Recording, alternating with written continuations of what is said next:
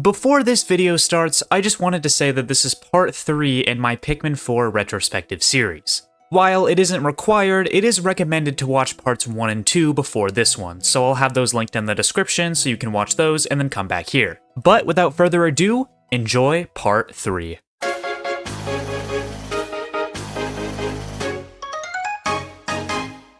Alright, we've finally made our way to the post-game. However, before we talk about the new areas unlocked and the story, let's take some time to focus on the other things that have been unlocked. Talking to Olimar upon beating the game will unlock the Swallow ability for Ochi to learn. But that's not all, as if you ask him to tell you the tale of his journey on PNF 404 before he sent out the distress signal, a whole new mode is unlocked. Olimar's Shipwreck tale is a side mode that's basically a remake of Pikmin 1 within Pikmin 4's engine and areas. So just like the first game, you have to collect 30 ship parts to escape the planet, this time within only 15 days. You only have access to the original 3 Pikmin types, being reds, blues, and yellows, and you explore remixed versions of the first 4 areas. When I say remixed, I mean certain things in the environment, like enemy placements or hazards, are different from your initial exploration of the area. You also start at a different base than you do in the main story. This is a good way to reuse the same areas while also making them feel fresh, as you're approaching them from a different perspective and there are plenty of differences to make it a new experience. It also makes sense in the context of the game, since throughout the main story you find Olimar's logs showing that he's explored these areas before. However, to keep things simple and short, caves are not present in this mode. I think this is a fine trade-off though, since this was meant to be a callback to Pikmin 1 and serve as a quick little side mode you can complete in one sitting if you wanted to. It took me about 2.5 hours to beat it on my most recent playthrough, which is a bit less than it takes me to beat Pikmin 1 usually, so it actually fits pretty well. I do wish you could use more than just the original 3 types in this mode though, since from the logs we know that Olimar has encountered all of the other types. However, since this is supposed to be a Pikmin 1 mode, I guess it makes sense why the game only gives you access to the original 3. You start the game out at the Ragged Scaffold base in the Speckled Terrace with only the red onion. You also start out with the 20 Pikmin cap just like in the main story, and you have to find Floralic around the areas to increase your capacity. A lot of things in the environment have been changed in the areas as well. For instance, you didn't have to build this clay mound to get up here in the main story, and originally there was an electric gate here. Well, I guess since Olimar's Shipwreck tale takes place first, I should be saying originally there wasn't an electric gate here, but you get the idea. I'm not going to go into detail about everything changed because then we'd be here all day, but I will be mentioning the additions and changes that I have something to say about. The little pond right by the base is drained, interestingly enough, which makes sense because you won't have access to ice Pikmin, and blue Pikmin are unlocked in a later area. Instead of being guarded by some bulborbs, the meandering slope base is now unlocked by defeating a horned cannon beetle, which is great to see. You can also find the yellow onion next to the ancient arches base, as well as some mama sheargrubs. The Speckled Terrace is a bit limited in size since you can't go up to the distant summit base, which is kinda disappointing honestly. You also need to come back after you've unlocked moss to grab one treasure that is blocked off by some cracked pots. The Speckled Terrace is a fine enough area in this mode, but since a big part of it is blocked off, there isn't a ton to explore. Just like in Pikmin 1, you unlock new areas by getting a certain amount of ship parts. For instance, you need 2 to unlock the Blossoming Arcadia. For each treasure you retrieve, you also unlock a new piece of gear and/or an ability for moss. I think this is a good way to make the gear and training available in Olimar's Shipwreck tale, while still keeping it simple. Story-wise, it makes no sense for Olimar to have access to this gear since Russ and Shepard aren't there, but a lot of Olimar's Shipwreck tale doesn't make that much sense if you think about it. For instance, how would Olimar have made notes about all of the different caves and Pikmin types if he doesn't enter a single cave or see any types other than reds, blues, and yellows? Also, what happened to the things in the environment in between Olimar's Shipwreck tale and the main story? Clearly, Ultimately, this game doesn't want you to think about these things because it doesn't draw any attention to them. And I guess you could dismiss it by saying, oh, we aren't playing through what actually happened, it's just Olimar's memories of what happened. He's simply telling us a story, and that's why it's called Olimar's Shipwreck Tale. And I guess I can get behind that. Maybe his memories got altered after he was leafified and he only remembers bits and pieces of what happened. Or maybe he did extra exploring in caves that he just doesn't tell us about because it didn't lead to him finding any ship parts. While it is fun to theorize about, I don't see a point in looking deeper into this because it's clear that the game just doesn't care. At the end of the day, the inconsistencies here are only there to make the gameplay more fun, so I'm fine with this compared to some of the other lore stuff that happens in this game. Moving on to the Blossoming Arcadia, you start off at the Sun-Washed Plateau base, and immediately you can see that fire starters and dried plants are going to play a big role in exploration. I think this is a really good way to use Olimar's Shipwreck Tale to introduce new mechanics into old areas. As I've mentioned multiple times throughout this video, I think fire starters were very underutilized in the main story, so seeing them be such a prominent mechanic in this mode is amazing. You can also find a hungry moss pretty close to the base, and giving her a scrummy bone will perk her up and she'll join you for the rest of the adventure. In terms of environmental changes, the fire starters are definitely the star of the show here. They aren't used everywhere, but especially near the base, they're a big part of exploration. Just like in the main story, you can find a second yellow onion if you missed it in the Speckled Terrace. You can also find the blue onion, which is needed to get this one treasure under a sprinkler that you can't turn off. And that's it for the Blossoming Arcadia. Compared to the Speckled Terrace, there aren't as many crazy changes, but I do think the Blossoming Arcadia did those changes better. After finding 8 ship parts, you unlock access to the Serene shores. This time you start out at the water's edge base, and just like in the main story, the water level lowers halfway through the day. One of the first things you'll find is a new enemy, the Grub Chucker. For some reason, this enemy is only found in the last area of the game and here in Olimar's Shipwreck Tale. It works similarly to the Baldy Longlegs, where if you don't throw Pikmin on its weak spot, they will have to climb up its body to reach it. It's also pretty hard to deal with. It can grab Pikmin and throw them into the hole on the top of its head, where they won't immediately die if you don't take too long to beat it. I like this enemy, and as I said, it's one of the harder ones to deal with. Similarly, the Bug-Eyed Crawmad, an enemy that is a no-brainer to have in Serene Shores, is only here in Olimar's Shipwreck Tale, and in the post-game areas. At the top of the sandcastle, you find a Sovereign Bullblax guarding the base. This is a larger variant of the Emperor Bullblax that is a lot harder to deal with. A lot of people, including myself, believe that this is what Olimar actually fought at the end of Pikmin 1, which explains why Emperor Bullblaxes in Pikmin 2 and 4 are a lot easier to deal with. This is further supported by the fact that when you beat the Sovereign Bullblax, it drops the secret safe. This was a ship part from Pikmin 1 that was dropped by the Emperor Bullblax at the very end of the game, which is a great callback. You can find the second blue onion under the sandcastle when the tide is low. I really like how they handled the Serene Shores in this mode, but it retroactively makes aspects of the original version kind of disappointing. We missed out on having cool enemies like the Grub Chucker appear for seemingly no reason. Once you've found all 23 ship parts in the first 3 areas, the final area, Hero's Hideaway, is unlocked. When you first land, the Pikmin scurry off, and you basically just play through the prologue again. The Porquillin is still at the top of the table, and it still drops the interstellar radio. However, the Pikmin can't transport it because a Guildmander is confusing them with its signal. According to the Piklopedia, the lantern on its head uses electromagnetic waves to affect the Pikmin and onions. It confuses the Pikmin into thinking the Guildmander is their leader, but since it has no way to command them, the Pikmin kinda just run away and hide to avoid being eaten. This is an amazing concept for this enemy, but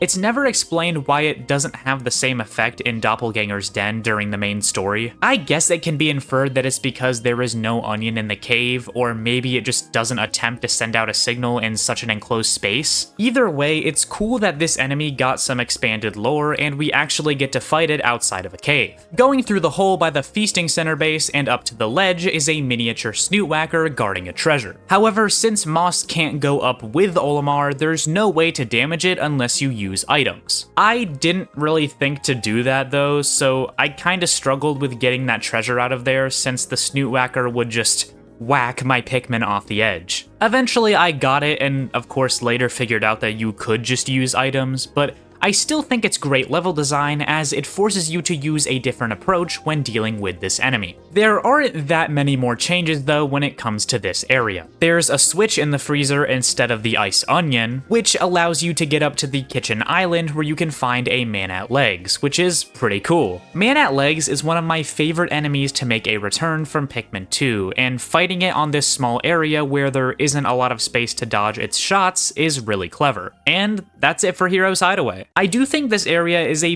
bit less exciting without the caves, but I still had fun. Now that he's collected all of these ship parts, Olimar can leave PNF 404. He says goodbye to Moss and the Pikmin in a way that is very similar to the ending of Pikmin 1, which I found to be a nice touch. However, Moss ended up sneaking onto Olimar's ship and got sick just like Ochi, so he had to turn around to land the ship, but his life support failed and he crash landed again. Just like in the bad ending of Pikmin 1, the Pikmin took Olimar back to the Onion and saved him by turning him into a leafling. And now we pretty much know the story from there. The game shows your stats just like at the end of the main story, but that isn't all Olimar has to say. He mentions how when he first got leafified, he saw a strange looking cave, which Colin ended up finding as Olimar was telling us his tale. This cave leads us to another brand new mode, the Trial of the Sage Leaf. You don't really get anything else for finishing Olimar's Shipwreck tale though, which I always found kinda weird. I mean, you do unlock the Trial of the Sage Leaf, but I think this would have been a much better time to unlock the lineup trumpet than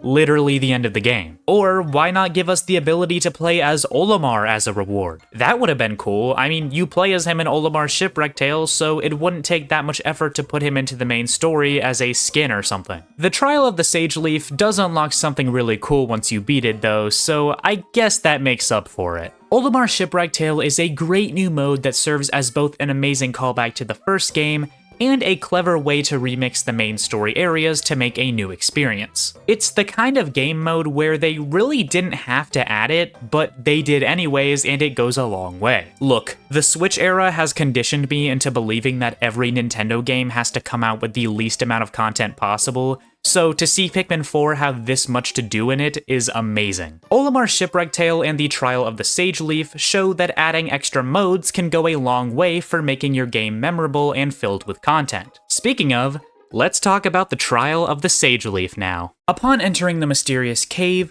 you are greeted by a leafling known as the Sage Leaf. They say they are the great master of the art of Dandori, and in order to become their apprentice, we must go through 10 stories as they call them. Each story in the Trial of the Sage Leaf is similar to the Dandori challenges from the main story. However, they are much harder and don't require you to gather every enemy and treasure. For instance, the first story is called Bulblaxes and requires you to defeat all of the creatures within a 4-minute timer. This seems like it'd be plenty of time to defeat just 11 enemies, but you'll soon see that it's not as easy as you may think, and would you look at that, I already lost. The Trial of the Sage Leaf is easily the hardest part of the game and will test your Dandori to its absolute limits. There wasn't a single story I was able to platinum on my first try. In fact, I ended up getting silver or bronze on most of them, and even then, beating each story would usually take multiple tries. To everyone that says that Pikmin 4 is an easy game, have you played the Trial of the Sage Leaf? I highly doubt that even the most skilled Pikmin players didn't at least feel some struggle when playing these stages. This is supposed to be the big challenge of the game. Not Cavern for a King, not the final boss, not even the Toughest Nails final night mode stages. Dandori is where difficulty lies in Pikmin 4. Whether that be self-imposed by trying to beat the game under specific conditions or in a certain amount of days, or intended by the game like in the Trial of the Sage Leaf. And to those who still don't believe that Dandori is what the developers want to focus on when it comes to difficulty, let's hear what Miyamoto himself has to say, shall we? Quote, "I get that people find it more difficult when death is a factor,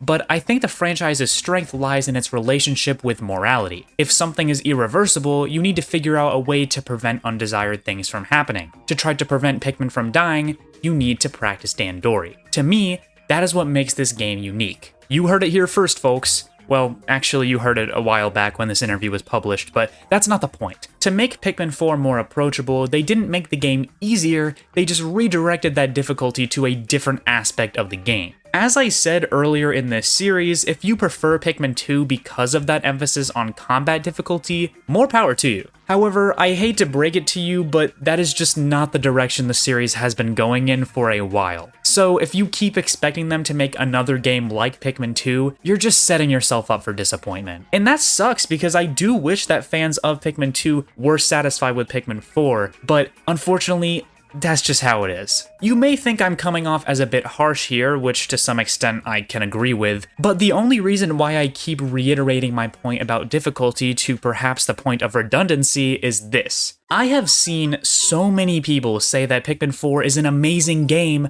but it's the difficulty that ruins it for them, or is the one thing holding them back from loving it and considering it their favorite game in the series. However, that's not what the game is going for, so to expect that and then be disappointed by it is kind of on you. There are plenty of games with insanely difficult combat out there, but Pikmin wants to do something different and unique when it comes to its difficulty. And this is where I'm going to end the discussion on difficulty here for the rest of the video, because I've sort of gone on a tangent at this point, and I feel like I've been saying the same points over and over again. But yes, I am going to clarify that this whole thing is just my opinion, and you can feel however you'd like. I'm just trying to express my point of view on the whole difficulty debate in Pikmin 4. Anyways, the second story is called Snow Problem and is very similar to the Frozen Inferno Cave from Hero's Hideaway. You're only given red Pikmin and fire starters in a stage with frozen air and a ton of ice hazards and enemies. However, this time around you aren't given any ice Pikmin to help you. To win, you have to reach the Sage Leaf by building this clay mound using raw materials you find throughout the stage. Having to gather raw materials and build something before the time runs out is a kind of objective we haven't seen before, so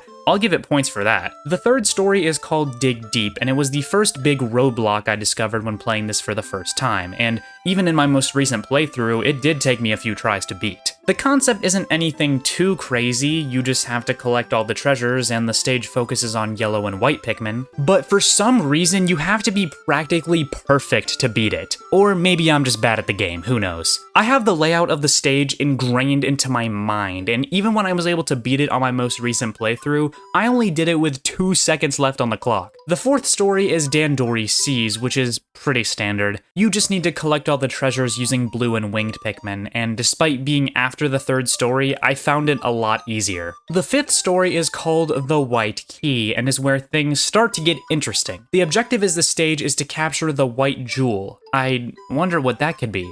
Is that the white onion? This is awesome! For the first time in the Pikmin series, the white and purple Pikmin are finally getting their own onions. This is the big reward for completing the trials, and I could not have been more excited to see this when I first played the game. Before you can get the onion out though, you need to gather all of the treasure and then the gate will open. This is also our first time seeing a mammoth snoot whacker, which is just a larger version of the miniature snoot whacker that's much more of a boss enemy. Before the stage can end though, you do need to bring the onion back to the ship. Using the winged Pikmin here is highly recommended since they're able to take shortcuts instead of going through the long winding path. The sixth story is called Gimmick Gambit and requires you to use fans, switches, bounce pads, conveyor belts, and gates to reach the Sage Leaf at the end. It's pretty fun and serves as a nice change of pace from treasure collecting. You also have to use a bomb rock that's on the back of a fiery Dweevil to break this crystal wall, which I found to be a genius use of the mechanic.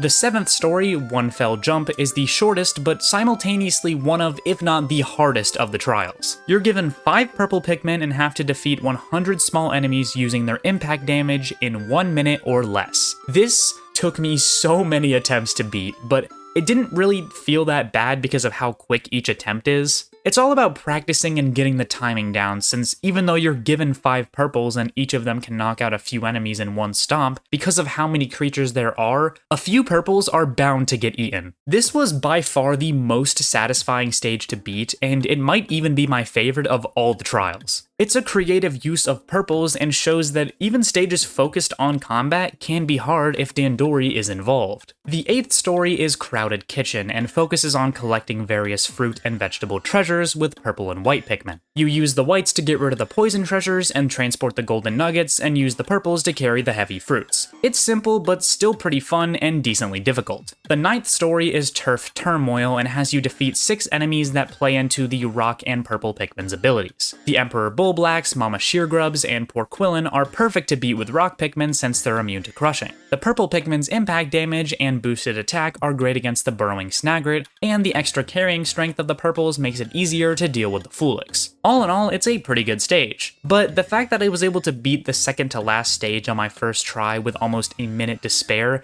but had a huge roadblock on the 3rd stage is kinda odd, to be honest. I feel like the order of these stages could have been moved around a bit to better reflect their difficulties. But finally, we have the 10th and final story, the Purple Key. In this stage, you have to transport the purple onion around the map back to the ship, but it isn't gonna be a cakewalk because the Water Wraith is back. This time you have purple Pikmin from the get-go, so you can take it out pretty easily, but that's going to waste valuable time that you don't have. Your best bet is to use Ochi's Swallow ability to carry the purple onion and then defend him as he moves through the stage. However, this also means he can't help you fight, making the enemies more difficult to deal with. The Water Wraith isn't the only enemy here though. There's Blowhogs, Skitterleaves, an Arctic Cannon Larva, and a new poison variant of the Creeping Chrysanthemum called a Startle Spore. Even with the 2 best Pikmin types in the game, Ice and Purple, this isn't a cakewalk by any means. I wouldn't say it's as hard as the 3rd or 7th stories, but it's still pretty difficult and very fun as well. The reward is well worth it though, as you get the purple onion for finishing all of the Sage Leaf trials. The Sage Leaf then says they have nothing left to teach you, and Colin asks if we should bring him back up to the surface and try to cure him like the other Leaflings. The Sage Leaf quickly shuts this down though, and says that even though they don't remember their life before they became a Leafling, they are content where they are now and just want to live down below the surface in peace. The Rescue Corps obliges to their request, and we return to the base camp with 2 new onions. As Shepard said, this Leafling is very different from the others. For one, they have white leaves and seem to be more intelligent than the other Leaflings we find in the game. The others, including Olimar, seem to just be focused on Dandori, and that's it. And while the Sage Leaf is still very much focused on Dandori, they're still able to talk with the Rescue Corps and are obviously much more of a Dandori master than the other Leaflings are. The lore on who exactly the Sage Leaf is and what these challenges are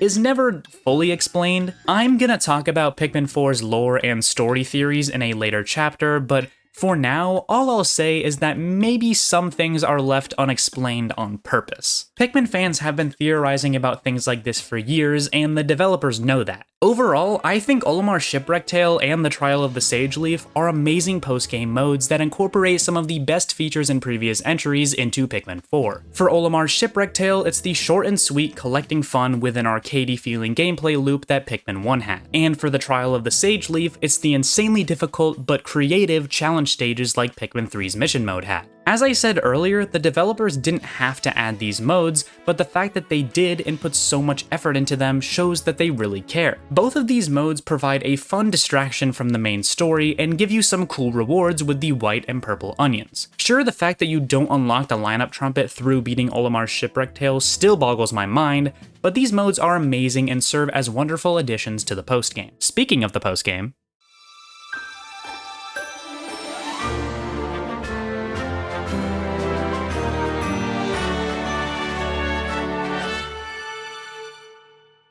we're here. It's finally time to talk about the final 2 areas of the game, Giant's Hearth and Primordial Thicket. The first area unlocked after completing the main story is Giant's Hearth, which takes place in a camping site. There's a tent in the background, a fire pit, and lawn chairs that can be seen throughout. Upon landing at the Line of Logs base, you see Louie and Moss, who are holding one of the castaways from Kopai that the rescue team mentioned earlier. They run off, so your goal is to find them and rescue the Kopite. Compared to the main story, the objectives in the post-game are pretty linear. However, you aren't required to immediately go to those objectives. This area recommends red, blue, and rock Pikmin. Fire starters are a big part of the area as there are dried plants all over the place. This is the best use of red Pikmin this late in the game, which is cool to see, I guess. There's also some bull bears patrolling the area that aren't difficult to deal with, but are still cool to see. Going behind the starting base, there are some water treasures and enemies you can find.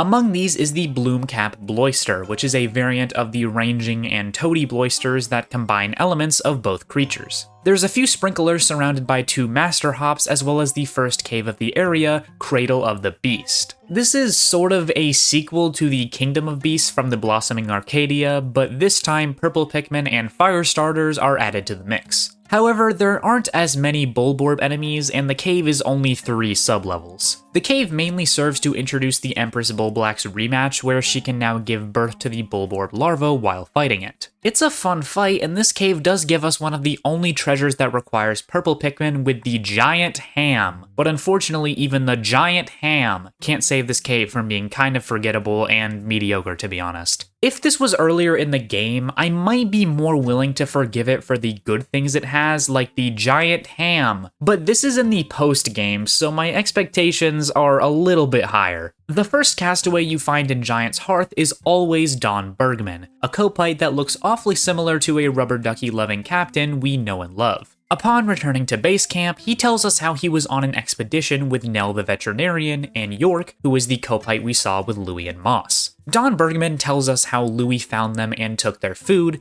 which led to them getting separated. So the rescue team decides to keep exploring Giant's Hearth to find York and Nell. Going beyond the sprinklers, there is a fiery Bulblax guarding the second base, the Abandoned Throne. There's another sprinkler beyond the base, but there's a fiery Bulblax in between the sprinkler and the SS Beagle, so you have to take it out, otherwise it'll eat your Pikmin as they run past it. But since you can only take blues across the sprinkler, you have to lead the Bulblax into the sprinkler to put out the fire on its back, like in the Engulfed Castle. It's a creative enemy puzzle that expanded on a previous concept, which is cool to see. Getting rid of the dried plants in this section reveals a Dandori challenge and a paper bag leading down to the starting base. The Dandori challenge is called Aerial Incinerator and focuses on using fire starters, switches, and conveyor belts to complete puzzles and collect treasures with red and winged Pikmin. It's a pretty standard but difficult Dandori challenge all in all. It also uses winged Pikmin in some creative ways, so that's cool. Moving on from the second base, there's a sprinkler here next to a bug-eyed Crawmad and another Dandori challenge. Strategic Freezeway is its name, and it uses fire starters in a cave with ice hazards.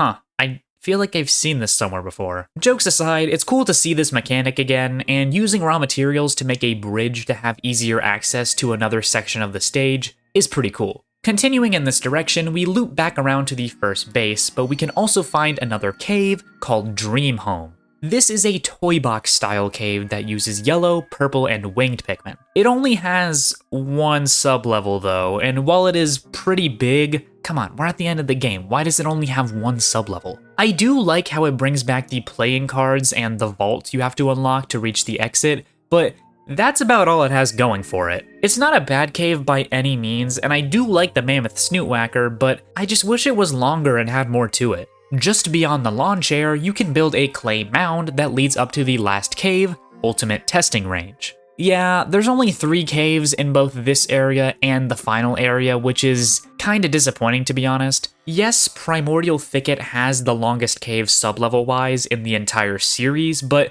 the other caves are just as short as the ones in the first area. It doesn't bother me too much as it places more of an emphasis on overworld exploration, but it's just kinda weird that they lowered the amount of caves in the last 2 areas. Interestingly enough, the game recommends bringing in white and winged Pikmin for this cave. Considering those are both among my favorite types that I think are handled very poorly in this game, this cave is automatically given a leg up. The cave's main purpose is to give the player more white and winged Pikmin since at this point it's pretty unlikely that they have either onion. Most of the puzzles are industrial with switches and conveyor belts, but they're fun to do with the efficiency that winged and white Pikmin provide. However, the first 4 sublevels don't really have a lot going for them. The abilities of the white and winged Pikmin are barely used, with the game kinda just being like, hey, use the fact that they make collecting items more efficient, when that isn't all that they can do. There are some poison enemies on the first sublevel, and this web here forces you to be strategic about how you use your Pikmin because the wings can get stuck in it. But I wouldn't say that's using their abilities. If anything, it's just actively annoying the player as they have to break apart their squad to destroy the web and collect the castaway. However, the boss at the end almost completely makes up for it, with it being our first story mode encounter with the Man at Legs. Unlike in Olimar's Shipwreck tale, this man at legs is in a huge arena, and there are walls that you can take cover behind, unlike the pots from before. Remember how I praised the Empress Bullblack's fight for incorporating a newer Pikmin type into an old fight to serve as both a callback and reimagining of a boss? Well, it's the same thing here, as winged Pikmin are a no-brainer to use against the man at legs. However, this is still a pretty difficult fight, and if you aren't careful, it can take out a whole bunch of your Pikmin at once. The optimal strategy is to charge your winged Pikmin at its weak point. However, that requires you to get off of Ochi, which leaves you more vulnerable to getting shot by the man at legs turrets. It's a great balance that adds strategy to using Ochi. Pikmin 4 took a boss that was already one of my favorites in the series and made it even better, which is why this is one of my favorite fights in the entire game. Overall, the ultimate testing range is a pretty standard cave that's absolutely carried by the boss at the end. The rest of it isn't bad, it just isn't anything special and doesn't really take advantage of the Pikmin type abilities that it recommends. Breaking this crystal wall unlocks a new section of the area with the third base, the Central Flame. This is right under the fire pit, which is pretty fun to explore, and there are even some parkour elements to it. At the top are a few treasures and a third Dandori challenge, which means there are the same amount of caves as there are Dandori challenges in this area. This one is called Planning Pools and focuses on using blue Pikmin to collect enemies and treasures in the water. It's kinda difficult, but there's nothing too crazy or memorable about it. Going around the fire pit, you can find a reinforced wall with a Sovereign Bullblacks guarding the rock onion. Part of me was scared after beating the main story that the Pikmin 3 types weren't gonna get onions for some reason, but I'm glad that they're here and the rock one is unlocked after beating a pretty tough enemy. And finally, the last thing to do in Giant's Hearth is the Dandori battle with Louie to save York. This one doesn't introduce any new mechanics, but it uses the fire starters and is much harder than the battles in the main story. I was barely able to beat it on this playthrough, which is crazy. After rescuing York, we take him back to the base camp and the rescue corps concludes that Nell must have been taken to the final area, Primordial Thicket. Obviously, you can unlock the final area without 100%ing Giant's Hearth. I just chose to do the Dandori battle last. And that's it for Giant's Hearth. Overall, I'm kind of mixed on this area, to be honest. While I do like the environment above the surface, and there are some cool puzzles with these sprinklers and fire starters, the caves are pretty mid in my opinion. Ultimate testing range is the only one I would consider to be above average, and even then, it's heavily carried by having one of my favorite boss fights in the game. The Dandori challenges and the Dandori battle are pretty difficult though, which I very much appreciated. For me, Giant's Hearth is the most mixed bag of an area in this game, but there are definitely things I do like about it. And now, it's time to talk about the final area of Pikmin 4, the Primordial Thicket.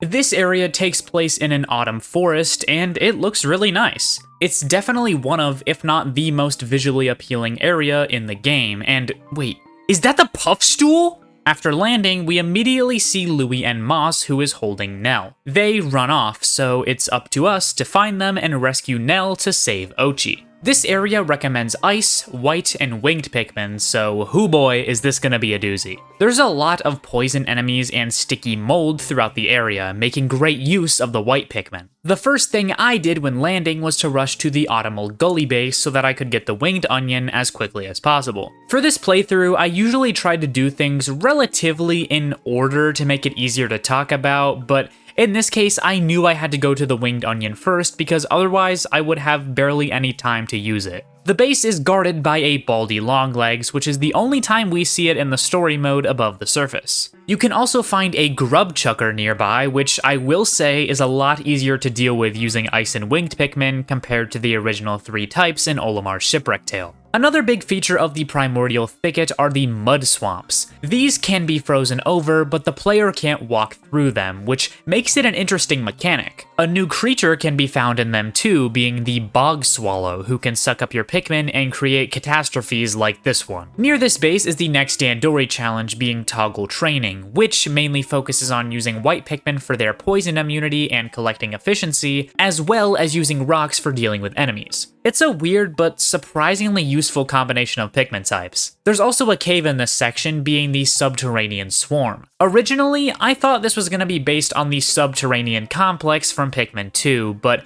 considering the man at legs was already in a completely different cave, I guess there's not really a correlation. This cave recommends rock and winged Pikmin, which was cool to see as it's the only part of the game where both types from Pikmin 3 are recommended at once. You can also find white and purple candy pop buds to grow their numbers if you don't have those onions yet. You can find sticky mold everywhere throughout the sub-levels, and there's a ton of insect enemies playing into the swarm name. There's a horned cannon beetle on the 3rd sublevel that drops an SNES mouse, which is a cool reference. And the boss at the end is just a sovereign bullblax. I guess it's a bit different because in a cave, its jumps will make rocks fall from the ceiling, but it's still a little lame that one of the final caves in the game just has a sovereign bullblax as the boss. The cave overall is pretty good though. Wings and whites are in it, so I appreciate that, and while the sublevels do kinda blend together, they're still pretty fun. Using white Pikmin to destroy this poison and push this box allows you to access another Dandori challenge and the last onion of the game,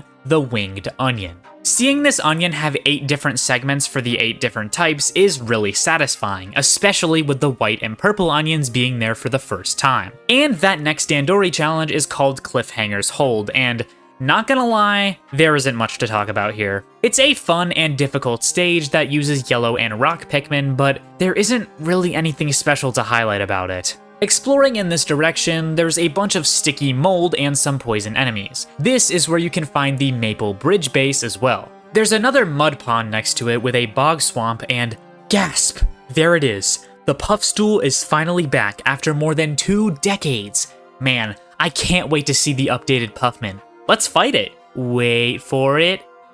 Wait for it. Huh? No Puffmin? You know, on second thought, I take back everything I said in this video. This is a 0 out of 10 game. Jokes aside, while it does suck that the Puffmin don't return, it does make a lot of sense. In the first game, all of the Pikmin had the same body type, so it was easy to just use the same Puffmin model for all of them. But all of the types added since the first game have different body shapes and types, so it would be a lot harder to make and code Puffmin models for all of them. And considering there's only one Puffstool in the game and the control hazard, as it's called, is only used by it and the Groovy Longlegs, I'm willing to let it slide. There is evidence in the code that Puffmin were planned for the game at some point, but were ultimately scrapped most likely for the amount of work it would have taken to implement something for a very small part of the game. Building this wall leads to one of the coolest treasures in the game, the Golden Vaulting Table. This treasure requires the weight of 1,000 Pikmin, meaning, yep, you need 100 purples to carry it. This is just like the Doomsday apparatus from Pikmin 2, but in this case, it's a lot less annoying because of the purple onion. Now, you don't have to grind purple Pikmin in caves and can instead grow them just like any other Pikmin. And from what I can tell, this is the only treasure in the game that requires a Pikmin type not recommended in the area, which is pretty neat. It also doesn't take like half the day to carry it back, which I appreciate. Right by the first base is the last normal cave of the game, the Mud Pit. This cave only has 3 sub-levels, but they're all pretty big and focus on the mud mechanic. Winged Pikmin also makes a lot of sense to be used here, as they are the only type that can take treasures and enemies out of the mud, which is sadly one of the only exclusive uses they have, and even then it's barely expanded upon. I do like the darkness of the cave and the enemies you can find, like some bog swallows and a larger version of the icy blowhog called the blizzarding blowhog. The boss at the end, though, is just a bug-eyed Crawmad and 2 hermit Crawmads. Look, I know I criticized the main story for leaving out iconic enemies like this one, but that doesn't mean to do this. Overall, this cave is pretty decent, but only having 3 sublevels and the boss being as boring as it is kinda brings it down for me. And now that we've talked about almost every cave, I think I should give my thoughts on them overall. Yes, I know I haven't talked about Cavern for a King yet, but that cave is so different from the others and is like the best one by far, so that'll be its own discussion. Overall, I think the caves in Pikmin 4 are pretty good and have a lot to offer. They don't serve to just inflate the playtime like it sometimes feels in Pikmin 2, which makes the game feel more refreshing as you still spend a lot of time exploring above the surface. And a lot of this comes down to the caves being shorter and having actual level design on every floor. Caves like the Engulfed Castle, Kingdom of Beasts, and Frozen Inferno are some of my favorites in the entire series, but I've seen a lot of people say that the caves in Pikmin 4 aren't as memorable as the Pikmin 2 ones. Of course they're not gonna be as memorable, they aren't like 3/4 of the playtime anymore. To some extent, I do get where people are coming from though. The caves in the post-game are pretty boring and don't introduce that many cool new or returning bosses other than the man at legs. But I don't think this should take away from the fact that the caves in the Blossoming Arcadia, Serene Shores, and Hero's Hideaway are all really good. The caves in the post-game feel more like you're going through the motions rather than battling fun bosses and solving creative puzzles. I might be willing to forgive these caves if they were in the first 2 or 3 areas, but no. Those areas proved that they can have good caves with creative level design, and I don't think it's too far-fetched to expect more out of the caves in the post-game than even the incredible main story ones. This is the most ambitious game in the series, so it's hard to ask for more content from it, but I feel like if anything needed to be added, it was more puzzles and unique enemies in the post-game caves, cause as it stands, they're pretty lackluster. But Cavern for a King almost makes up for it. Building this clay bridge by the Maple Bridge base is the final Dandori challenge of the game, called Oasis of Order.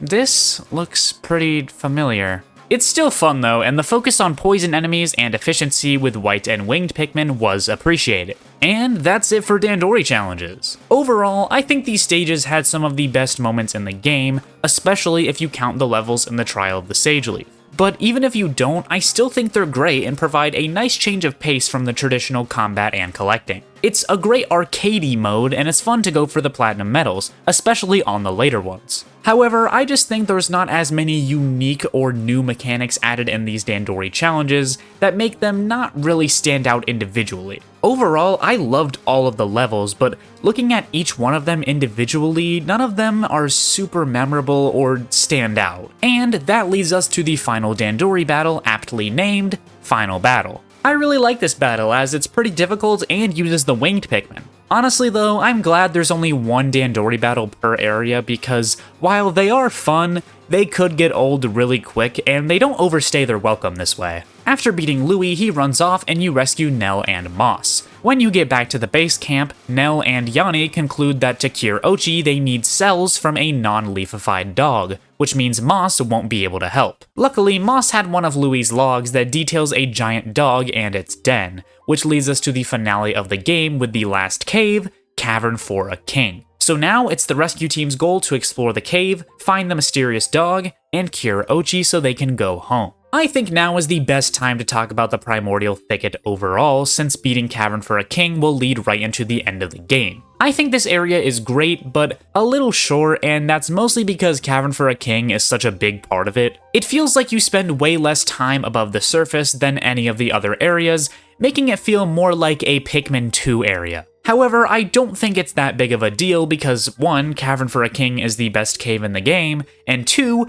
this is the only time the game feels like this. The other caves are also not that great, which brings down the area for me. I want to love Primordial Thicket, but it feels like the shortest area in the game, and while it does have a ton of cool enemies, gives the winged and white Pikmin some love, and is my favorite area visually, I can't in good faith say it's better than something like Hero's Hideaway or the Blossoming Arcadia. It's kind of hard to complain though when this game has 6 full areas, being the most out of any Pikmin game, which I love to see. The final cave recommends you use blue, purple, and white Pikmin, but don't worry, those are not the only types available in this cave. The cave starts out strong with the first sublevel being a boss fight against a new poison variant of the Puff Stool called the Toxstool. This variant is another reason why I wasn't super upset about the Puffman not coming back, since the Puff Stool got some extra love in the form of a new variant. This boss acts a bit differently though, as instead of trying to confuse and control your Pikmin,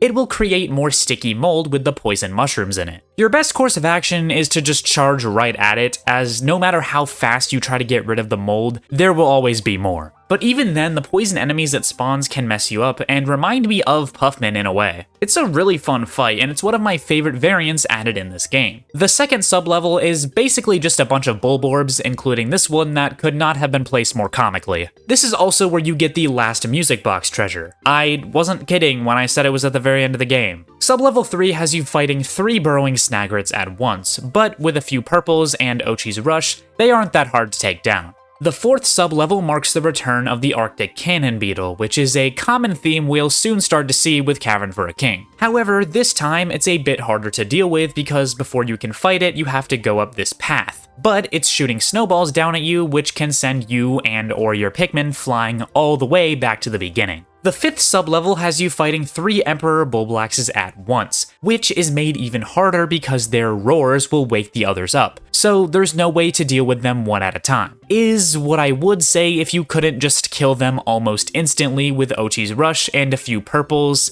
so yeah, this fight is a complete cakewalk. Sub-level 6 opens up with Louis existing and then immediately running deeper into the cave. This is a rest sub-level that's served to give you some honey and ice Pikmin via candy pop buds. Sub-level 7 has you fighting a blizzarding Blowhog and a large version of the fiery Blowhog called the Titan Blowhog. Sub-level 8 is a rematch against the crusted Rumpump, this time in an arena surrounded by mud. I'm glad to see this enemy again since unfortunately the only other place you can find it is in Serene Shores. The 9th sub-level is... oh my gosh, they did it! Not only is this a cool rematch, but it's made even harder by the fact that it's surrounded by water. Despite winged Pikmin not being recommended, it's still really fun and makes one of my favorite boss fights in the entire game even better. Sub-level 10 has you... oh no. This was such a treat to see in this final cave, as the only other time you get to fight it is in the night mode, and oh, the fight is already over. Yeah, against Ice and Purple Pikmin, the Smoky Prog doesn't even stand a chance. It's still fun to see it though. Alright, now we're halfway done. What does sub-level 11 have for us?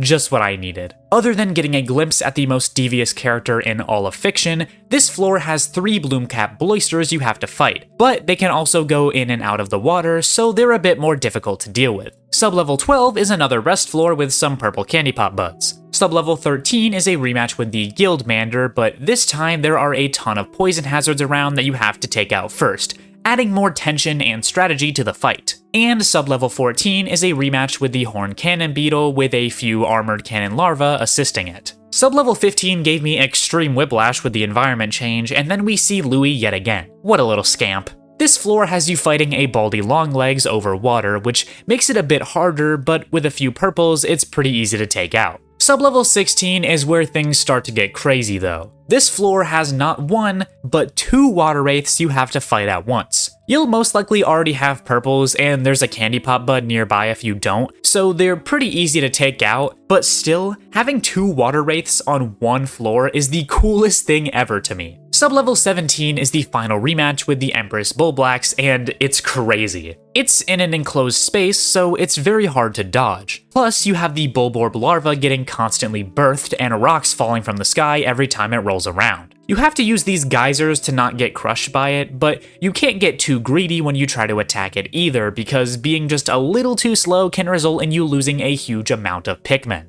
It's one of the hardest fights in the game with a very creative new gimmick that actually makes use of riding Ochi in a fun way. Sub-level 18 is yet another rematch with a Sovereign Bulblax, but this time the floor below it is sandy so it can make water puddles when it falls back down. While I do think this is a cool addition to the fight, did this really have to be the last real sub-level before the final boss? I love the Sovereign Bulblax, but it's already used so much, and I just wish another boss like the Foolix, Snowflake Fluttertail, or Grooving Longlegs got a rematch since those enemies are only seen once in the story mode. It's not a huge deal, it's just a bit annoying considering those are all completely new enemies and the Sovereign/Emperor Bulblax is in 3 different games. And also, there's a floor in this cave where you already fight 3 Emperor Bulblaxes, so did we really need this? No. But what we do need is a rest floor, which is exactly what sub-level 19 has in store for us. There's a bunch of fruit treasures to collect, and they give you candy pop buds for several different Pikmin types. This is also the only place in the game where I used my glow seeds to get my Pikmin numbers up to 100 with the glow Pikmin. Which I'm glad I did because on the final sub-level we have something huge to take on. Upon landing, you see Louis who runs into some weird bush thing.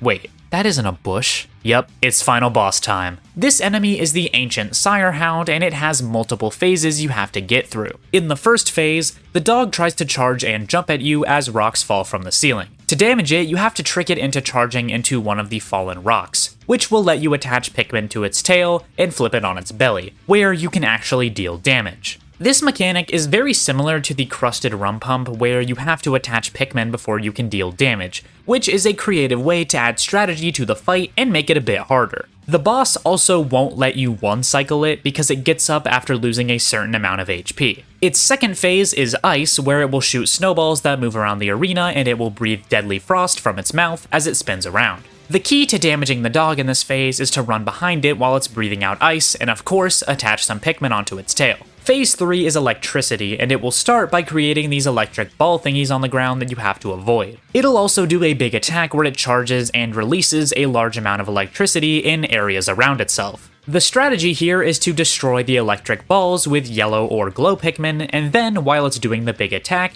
get behind it where it's open to have Pikmin attached to its tail. Phase 4 is Fire, and it will create fireball thingies on the ground to destroy. It will also shoot fireballs at you and jump to create fire rings you have to avoid. To damage it, you have to wait until it's stomping and creating the fire rings to go behind it and have Pikmin attached to its tail. The final phase is Gloom, which is by far the hardest to beat. It starts by hovering in the air and making little gloom puddles on the ground that will instantly kill your Pikmin if they come into contact with it, just like with the Smoky Prog. It will also create strips of gloom in your direction, which you will have to dodge, but this is when you can get behind it and take it down. However, you need to do this cycle 5 times to beat it, unlike the other phases where it's only 3. Additionally, the Sirehound can roar, which will send nearby Pikmin into a panic, oftentimes leading them to run right into the gloom and die instantly. Yeah, I wasn't kidding when I said this was the hardest phase. This is also probably the hardest fight in the game. As I said, it was the only time I used glow Pikmin outside of the night mode because it was the only time I felt like I needed to. This is one of my favorite bosses in the series, and it serves as a great final battle for the game. Also, Louie is just on its back the entire time, which I find hilarious. What a little scamp. Upon beating the ancient Sirehound, it will drop Louie and its collar and run away deeper into the cave. Not all hope for curing Ochi is lost though, as the collar is bound to have some of the Sirehound's cells on it, which can be used to create a medicine. The next morning, the medicine is made and Ochi is back to normal. However, it has no effect on Moss because she was born on PNF 404, so Olimar and the crew decide it's best to leave her behind since the planet is her home. So the crew packs up their things and says goodbye to Moss and the Pikmin, with more onions appearing, implying that there's always more to explore on PNF 404 in future adventures. And that marks the end of Pikmin 4, as Olimar reflects on his time stranded on the planet and how he finally gets to go home, until his next adventure. My 100% playthrough took 44 in-game days and about 28 real-life hours to complete. However, the first time I fully completed this game, it took 50 in-game days and a little bit under 35 hours, which is probably closer to how long the game actually takes to beat your first time around. This is the longest Pikmin game by far, but it doesn't really feel that way. There's a lot of things to do, but it's fun the entire time, and the game has a ton of gameplay variety. I think Pikmin 4's greatest strength is that variety, as well as how much freedom the player is given to approach the game from many different angles. Overall, I really like the post-game. I think the new areas are fun despite having some mid-caves, the new modes added provide some of the best content the game has to offer, and the story, while nothing too crazy, is still engaging and serves as a great ending to the game. And that's it for Pikmin 4. Well, not exactly.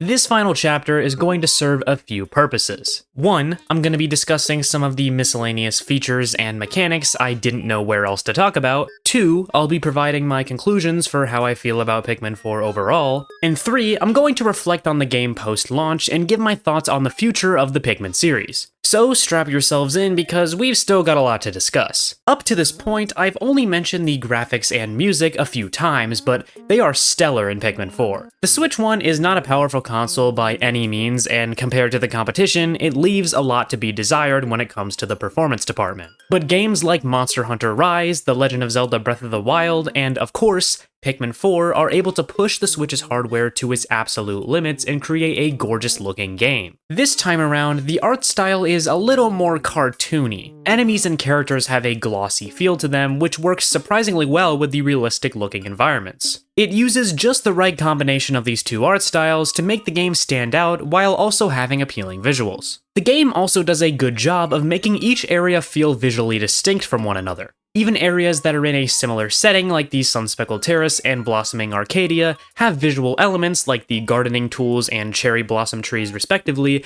that make the areas feel different. The only thing I've been left wondering is why there wasn't a snowy area in this game. Both Pikmin 2 and 3 had one, and considering this game introduces the Ice Pikmin with a ton of snow and ice-themed enemies, it's really weird that the game doesn't have an area dedicated to a cold environment. The soundtrack of the game is also pretty decent. There's serene, exploratory songs with the area themes, quirky and lively tunes to go with the Dandori stages, and of course the awesome boss battle themes. Many bosses also have their own battle themes, which is new for the Pikmin series, though many are just variations of the normal boss music. In previous games, it would just be important bosses that got their own themes, like the final bosses and the Water Wraith, but in Pikmin 4, enemies like the Foolix, the groovy Longlegs, etc., that you only end up fighting once or twice, have their own battle themes. Even the bug-eyed Crawmad gets one, and it sounds like something ripped straight out of Splatoon. The references are amazing too, with there being many returning themes from throughout the series. You've got mainstay tracks and motifs like the End of Day theme and the Pikmin introduction music, but there's also a ton of other callbacks with new tracks as well. Most of these are found in Olimar's Shipwreck tale, with the returning jingles and motifs of the Pikmin 1 area themes found with these new versions of the Pikmin 4 area themes. It's a shame these versions are only used in this mode because they're really good. And as always, many of the tracks are dynamic depending on what the player is doing.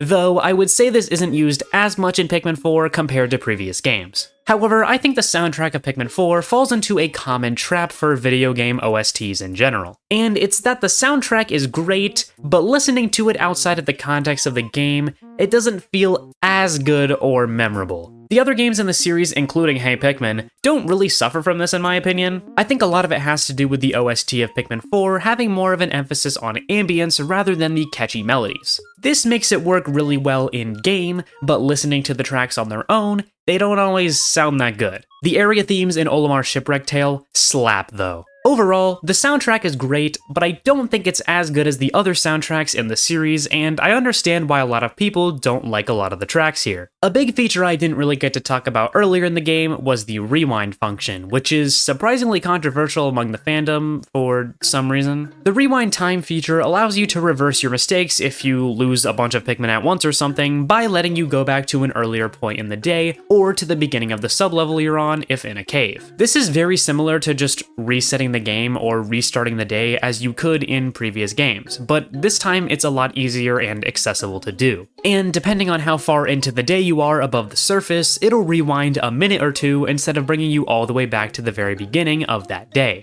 This is also completely optional, by the way, and is accessed through the pause menu. The only times the game prompts you to rewind is when you lose Pikmin by leaving them behind at the end of a day, or if you get a Pikmin extinction. Despite this, I've seen a lot of people criticize this feature, and I don't really know why. It's just taking a widely used habit of resetting the game and making it an actual feature so that newer players are aware of it. I think this feature is only a net positive because it's completely optional and can make getting into the game less daunting for new players. Pikmin 3 Deluxe added full campaign co-op for the first time in the series. It was one of the biggest additions to that re-release, and many expected it to return for Pikmin 4. Unfortunately, it didn't. Sort of. The game doesn't have co-op like in Pikmin 3 Deluxe because there aren't two captains. Ochi is sort of a second captain, but since you spend a lot of the time riding on his back, it would be pretty boring for one of the players for a good portion of the game. So it makes sense why they wouldn't have the traditional co-op mode that was seen in Pikmin 3 Deluxe. However, they do have a two-player mode similar to Mario Galaxy, where the second player is a floating cursor that can throw rocks and items and stuff, but that's it. I mean, it's better than nothing, I guess. As I said, I can see why they didn't include normal co-op, but I also understand people who are disappointed by its replacement. That's not all in terms of multiplayer though, as on the title screen there is also a separate option to do Dandori battles. This was something I was really excited about because while I didn't play them a ton, the versus modes in Pikmin 2 or 3 were really good, and for some people, Bingo Battle in Pikmin 3 was their favorite part of the game. These modes were filled with content and variety, which made them fun to play every once in a while. The Pikmin 4 Dandori battles are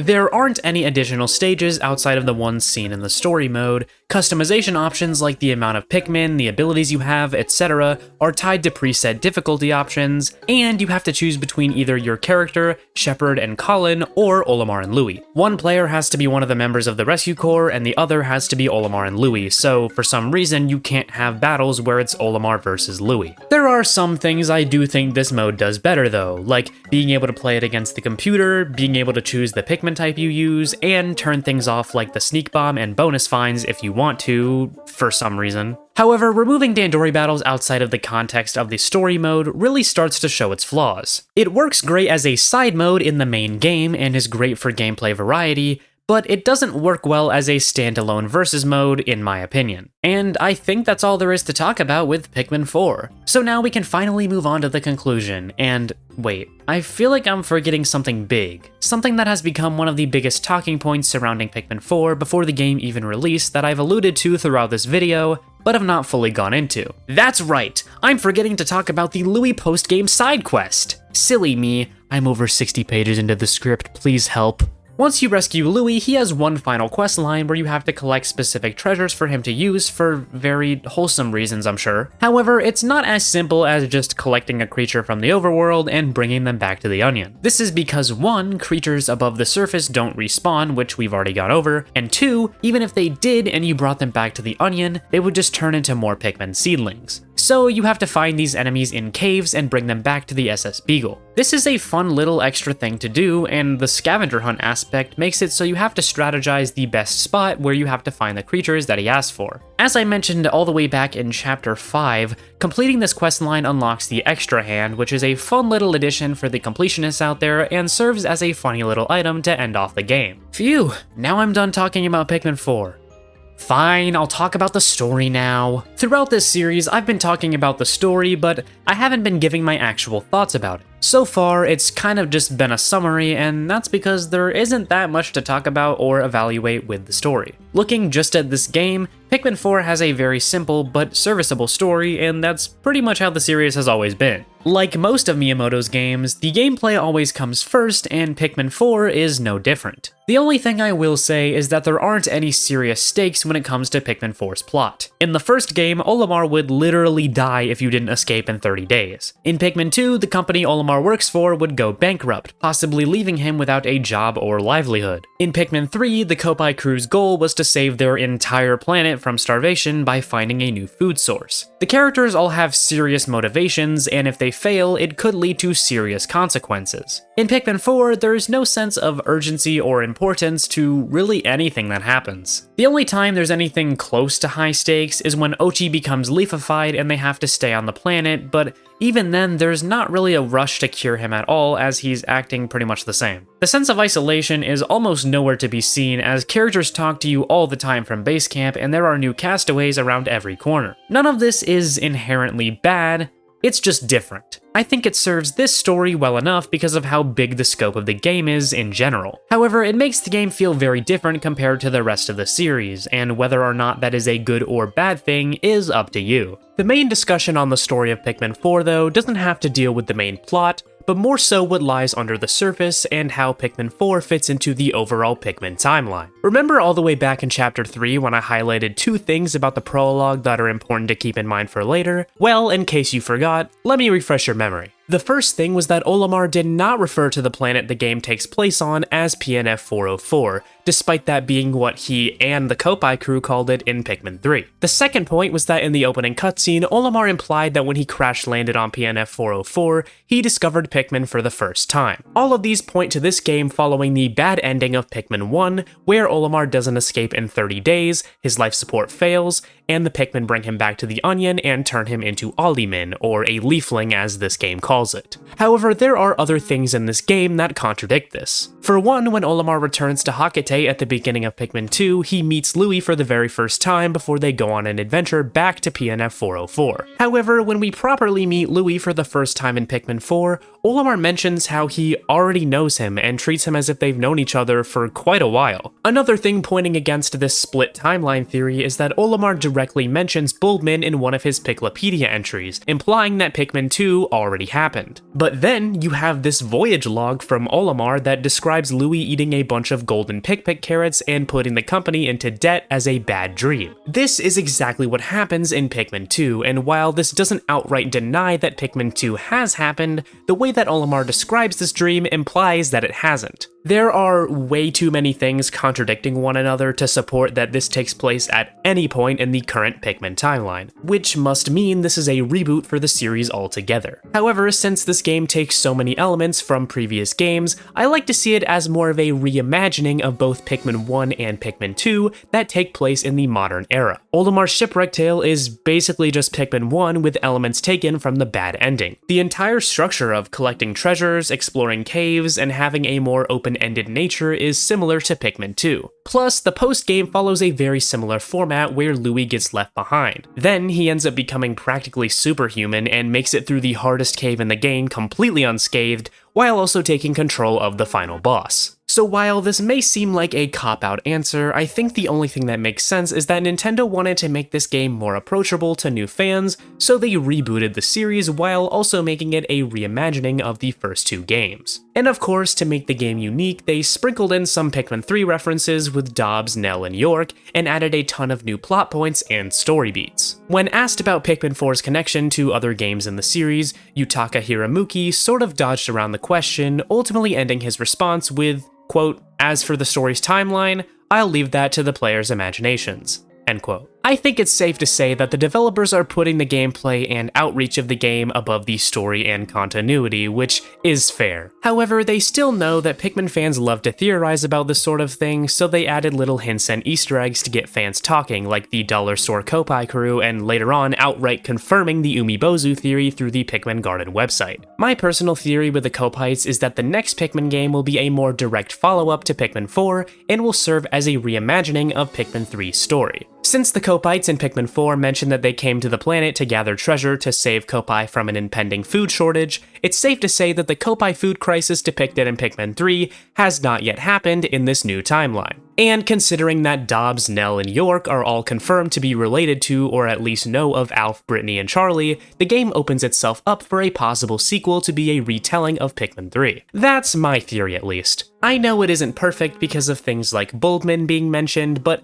I believe that it's the most likely scenario. And while we're at it, why not discuss some more Pikmin 4 theories? This time trying to explain why this game took so long to come out. Remember, Miyamoto said the game was close to completion in 2015, so what the heck happened? Looking at the unused content of the game provides us with a lot to work with. There's a great video by Gunna DeHun that goes in depth on all of the unused stuff in Pikmin 4 that I highly recommend you take a look at if this kind of thing interests you. There's a lot of cool stuff here that gives us a glimpse as to what happened to this game in development, but I'm not going to talk about all of the unused stuff because a lot of it isn't important to this conversation. There's a ton of unused audio files that include tracks from Pikmin 3, as well as a new remix of the Found an Important Item theme from Pikmin 3. Additionally, there are voice clips of both Charlie and Brittany within the files, and if you look at the internal names for Dobbs, Nell, and York, they're labeled as Alf, Brittany, and Charlie. This basically confirms that the Pikmin 3 captains were in this game at some point, and were likely in there until almost the final build of the game. But why is this? Well, here's my theory. Originally, Pikmin 4 was going to be on Wii U and directly followed the events of Pikmin 3 with the cliffhanger that game ended on. It was going to be a quick sequel that uses a lot of the same assets and characters, kind of like how Pikmin 2 was. However, around this time, Nintendo was focusing more of their efforts on developing the Nintendo Switch and making games for mobile devices. They didn't want to waste valuable resources making this late-stage Wii U game when Miyamoto and his team could be working on other games. The development of Pikmin 4 could actually have been close to completion in 2015, like Miyamoto said, but Nintendo ultimately decided to halt all development for the project and come back to it later. Then, once the Switch became the massive success that it is now,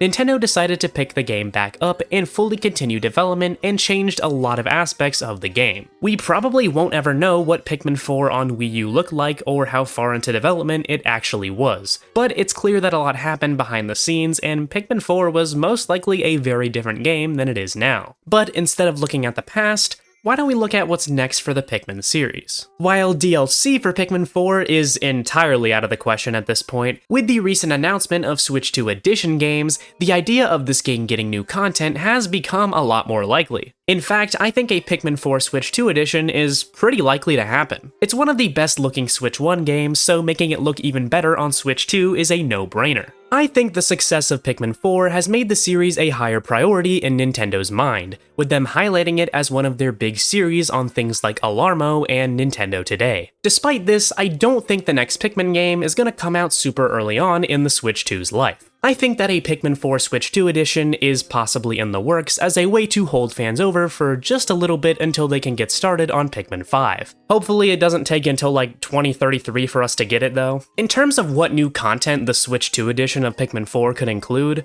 I'm not entirely sure. We haven't seen that many Switch 2 Edition games, but the one that I could see Pikmin 4 being similar to is Kirby and the Forgotten Land, with us maybe seeing a new side mode or campaign. I personally think it would be awesome to get a Sage Leaf's Shipwreck Tale mode, similar to Olimar's Shipwreck Tale, that follows the events of the Sage Leaf crashing on PNF 404 and the details about how they became consumed by Dandori. No matter what happens though, it's a great time to be a Pikmin fan, and I'm excited for what the future of the series has to offer. Now that I've said pretty much everything I can say about this game, do I still think it's my favorite Switch game? Honestly, I don't know. Don't get me wrong, it's still really high up there, and Pikmin 4 remains my favorite in the series, but I've started to notice a ton of flaws with the game in the almost 2 years since it's released. Through replaying the game a few times, making this video, and time just passing in general, I've become a lot more critical of this game than I once was. Pikmin 4 isn't a perfect game. There are other Switch games like Zelda Breath of the Wild and Super Mario Odyssey that are probably better games. However, Pikmin 4 is still my favorite. While I love both of those other games that I've mentioned, I could never make an almost 4-hour video essay on either of them, which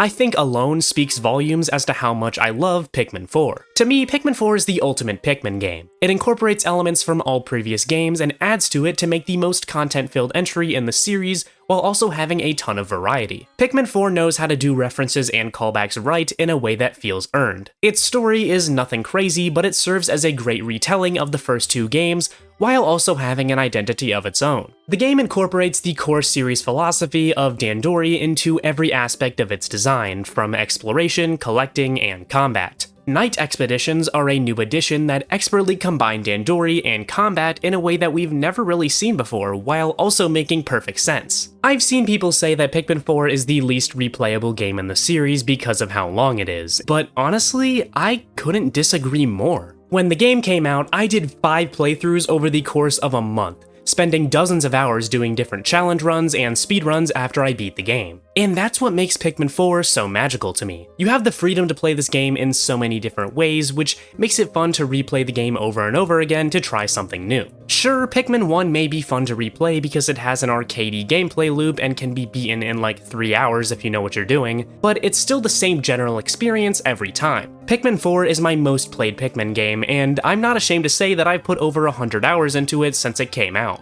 And I know that I'm going to play this game over and over again for probably the rest of my life. The Pikmin series has taught me about the value of replayability. I think every game in the series is immensely replayable, which is why I love all of these games so much. But Pikmin 4 holds a special place in my heart. It doesn't just feel like the next entry in the Pikmin series, it feels like a complete celebration of it. I highly doubt that Pikmin 4 will be the last time we see these little carrot-shaped goobers, but if it is, I think this game would be a great way to end the Pikmin series. And I think that's it. I've finally said all I have to say about Pikmin 4. It feels so weird to be done with this project. Ever since I made that series retrospective, I knew that I was going to eventually cover Pikmin 4, but I had no idea what I was truly in for. This is my biggest project yet and will probably stay my biggest project for a while. I'm very proud of what I've made here, and it feels like a chapter of this channel, no, a chapter of my life, is coming to a close. I'm definitely not done talking about Pikmin though. I want to eventually remaster that old retrospective to make it something I'm actually proud of. I want to play and maybe cover some Pikmin fan games and ROM hacks, and who knows, I may even talk about Hey Pikmin eventually. Plus, I think the Pikmin series is in the best spot it's ever been, so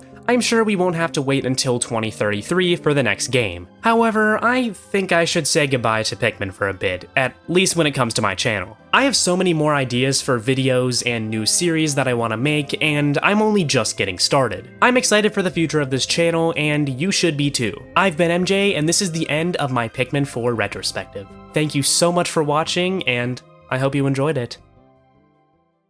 Alright, so now it's the part of the video where I yap and talk about the channel and whatnot, but thanks so much for watching, making it to the end. It truly means a lot. I know I said I was expecting this video to come out in February, it's almost June at this point, and I feel like this entire Pikmin 4 series has just had a very bad track record with coming out when I want it to. But this time I feel a little bit less at fault because I had probably the busiest semester I've had in like 2 years, so I genuinely just had no time to work on it. And hey, when I finished my exams earlier this month, I ended up making most of this video in that time, so I did work hard on it. But regardless, I'm glad that it's out, and I'm glad that I can finally have this project done and move on to other things. In terms of what those other things are, I'm gonna wait until I post the compilation because that video will have its own yap session of sorts, and that's where I'm gonna mostly talk about the new things that I'm planning for the summer. Speaking of the compilation, that video will be coming out a week from the day that this one comes out, which should be Wednesday, June 4th. Yes, Wednesday, June 4th. But yeah,